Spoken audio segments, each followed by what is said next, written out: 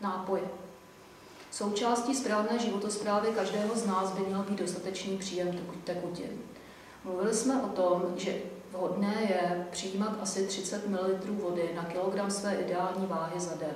Při nadváze počítáme na každých 7 kg nadváhy ještě dalších 30 ml vody. U diabetika je tedy dost podstatná otázka, co pít.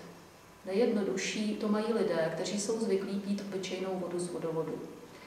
Tam nemusí hlídat žádné složení a ochutit si ji mohou pár kapkami citronu, mátovým lístkem, kouskem suché mandarinky, kterou už se jim nechce loupat, kterou nakrájí do džbánu a dolí půl litr až litr vody.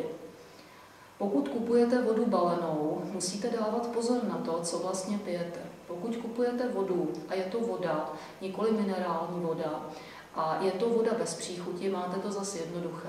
Pokud kupujete vodu s příchutí, je potřeba si dobře přečíst etiketu lahve, jestli tam nějaké cukry jsou nebo nejsou. Velké nápisy light často nemusí nic znamenat. Pokud pijete minerální vodu, je otázka, proč tak činíte.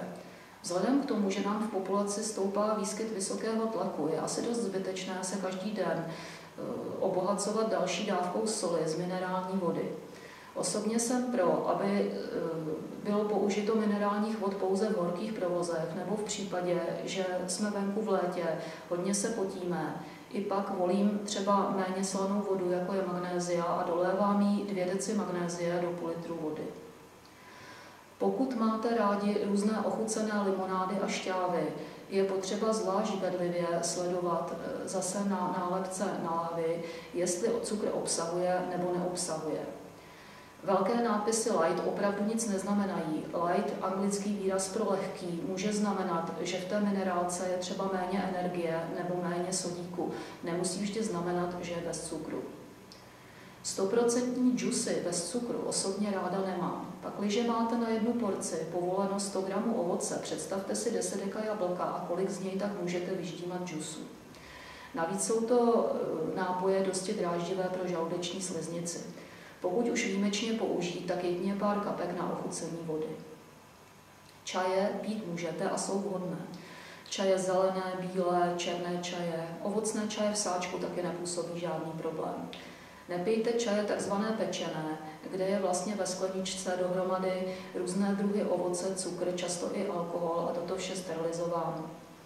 Nepijte ani čaje s kandovaným ovocem nebo ovocné čaje, které jsou lisované do formy malých granulek současně s přidáním cukru. Takové čaje vhodné nebudou. Co se týče kávy, kávu samozřejmě pít můžete, ale nepočítejte ji do příjmu tekutin. Pokud mluvíme o černé zrnkové kávě, k jednomu šálku byste měli přidat ještě 2 deci obyčejné vody, aby příjem tekutin zůstal alespoň na nule. Káva odvodňuje, nikoli zavodňuje. Pokud pijete kávu bílou, musíte brát do úvahy obsah cukru v obyčejném mléce.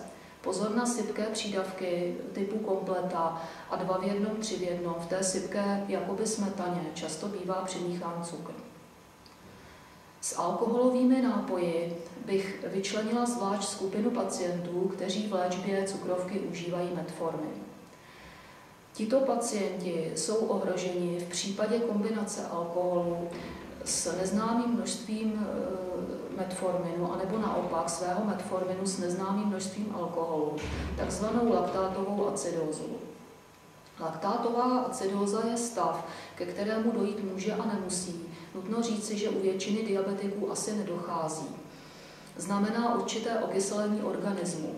Nelze předvídat, u koho, při jaké dávce a v jaké situaci toto nastane.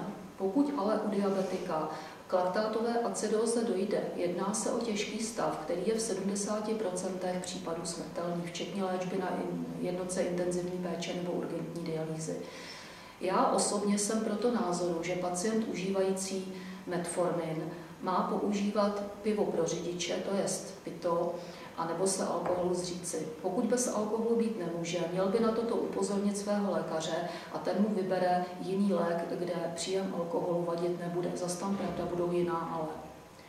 Pro diabetiky, kteří jsou léčeni jinými tabletami než metforminem, nebo inzulinem, nebo inzulinovými analogy, není důvod, proč přiměřené množství alkoholu nepít.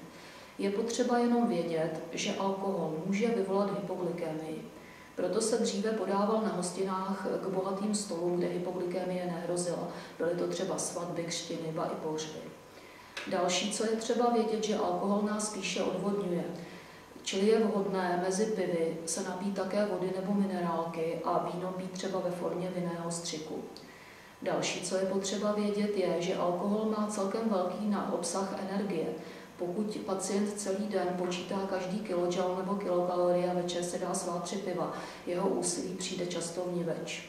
A další, co je potřeba vědět, že po požití alkoholu u nás dochází k určité změně chování a euforii a pokud někdo ze společnosti netuší, že jsme diabetik, třeba léčený inzulínem, může být hypoglykemie omylem zaměněna za opilost se všemi následky pozdě poznaného těžkého stavu.